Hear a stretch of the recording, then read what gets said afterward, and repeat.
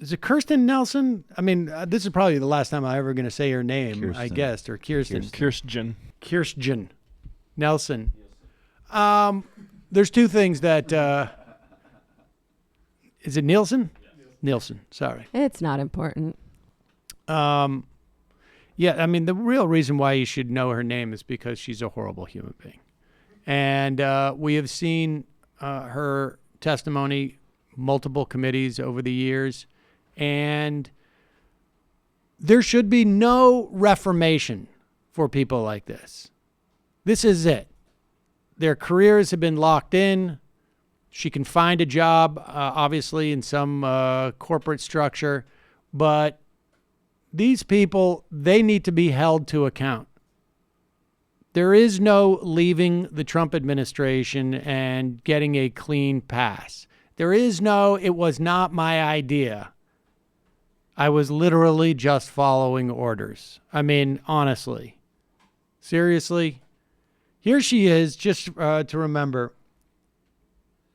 She was bragging about how well they're taking care of the children back in June of 2018. We now know that in at least, I mean, I don't know how many instances make it appalling. I think one does.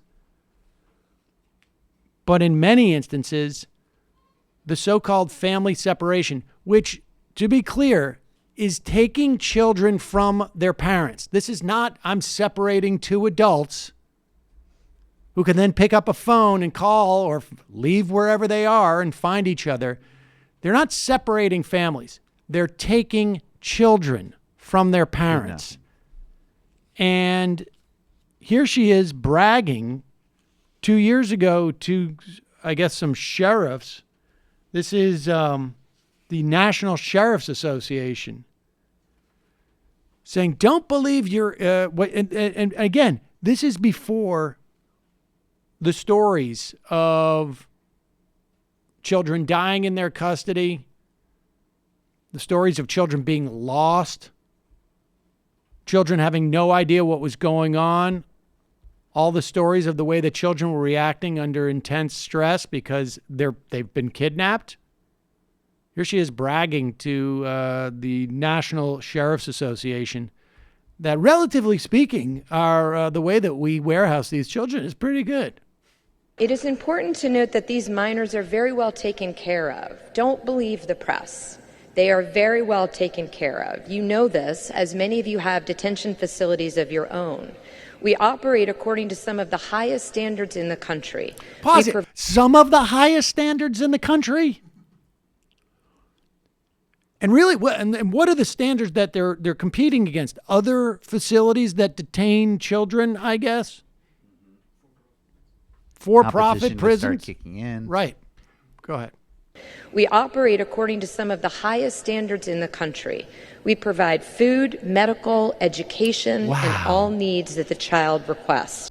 Wow. This literally does sound like a guy that they just nabbed after like having children tied up in his basement for years and just like, I always fed them.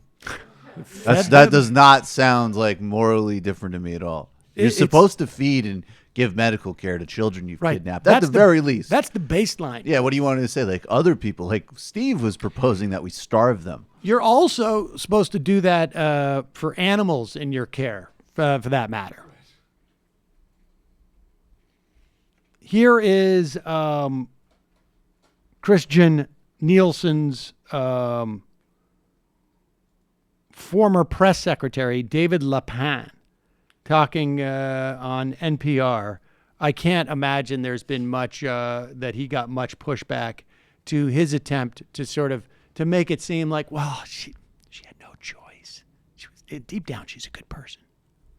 When she defended the policy that was so controversial leading to family separation, I mean, did you think that you were seeing someone who believed in that policy or who was representing her boss? My view is that she was representing her boss. And in many ways, again, that's the role that the secretary plays. Remember, too, that what really started that policy, or what led to that, was the zero tolerance policy put in place by the Attorney General. So at the time, I thought that it should have been the Attorney General that was there having to defend the policy and not the Secretary of Homeland Security. Here's why that type of excuse is such BS. Because A, we know that she could have resigned. Like if you had any type of moral compass and the Attorney General says, we're going to implement a policy that's going to require your agency to warehouse children in a record manner, and we're going to not only you're going to warehouse these children, they are going to be forcibly removed from their parents. You're then going to label them as unaccompanied minors because you have made them unaccompanied. You're then going to shuttle them to the furthest reaches of this country in the middle of the night at times so that human beings who do have a moral compass can't see what you're doing. That's a very good opportunity to say, you know what? Pass. I think I'll resign. Like, it doesn't matter whether it was her idea or Donald Trump's. If you don't have, I mean, and we have seen this time and time again, right? Like if she's not there, it's going to be someone worse. But apparently it's going to be someone worse anyways. And we've seen it time and time again. All the generals who were saving us from Donald Trump. Well, then why would you ever leave?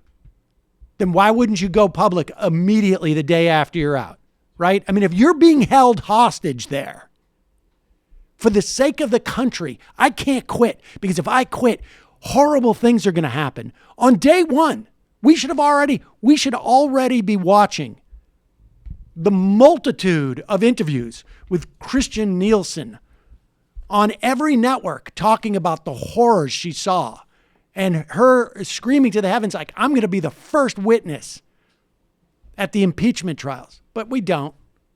So it's bullshit. It's bullshit. Yeah. And what's with the quote unquote liberal media letting these ghouls come on to rehabilitate themselves? The NPR has been the same as it always has been. It is a corporate mouthpiece to power. That's it. They have never been anything different.